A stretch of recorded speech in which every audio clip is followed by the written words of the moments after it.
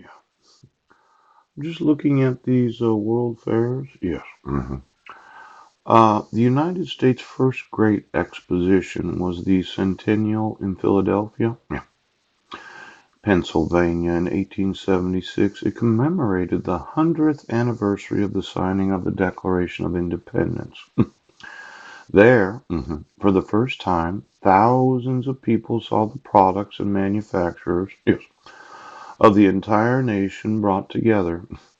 Alexander Graham Bell exhibited the telephone publicly for the first time at the Centennial. Yes. The success of the Centennial caused other cities to plan expositions marking special anniversaries.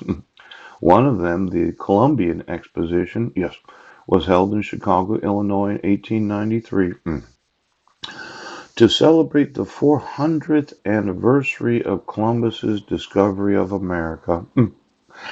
Now, it's kind of interesting when you think about the year 1877. It was the 100th anniversary of the signing of the Declaration of Independence. And I think those that immigrated to the United States had a special want to get here. Yes. Now, something could have been happening where my great grandfather was, well, where he departed from. Yes. And just thinking about it, it was right after that, just 1 year after. You know, a lot of times in other nations, they find out what's going on. Yes, they do.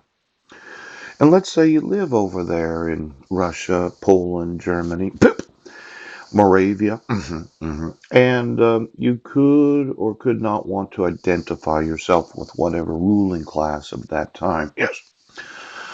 But for 100 years, this nation was dependent upon the enforcement of the Constitution. Now, thinking of my own grandfather, yes, I think that Joseph, yeah, Joe, Big Joe, there in Hastings, yeah. Was he married to Josephine? I mean, they were husband and wife. Yeah.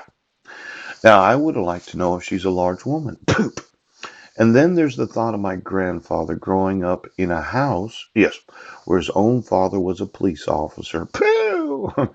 Now, I noticed that World War One, all the men had to register because he was obviously much older than 18. Yes. And that got me thinking about what kind of punishment my own grandfather would have had. Yes. From a father that was Polish or Prussian. Yes. And then how that would have affected his upbringing. Yes. And the effect of that upbringing on my own father. Now, my father only spanked me one time.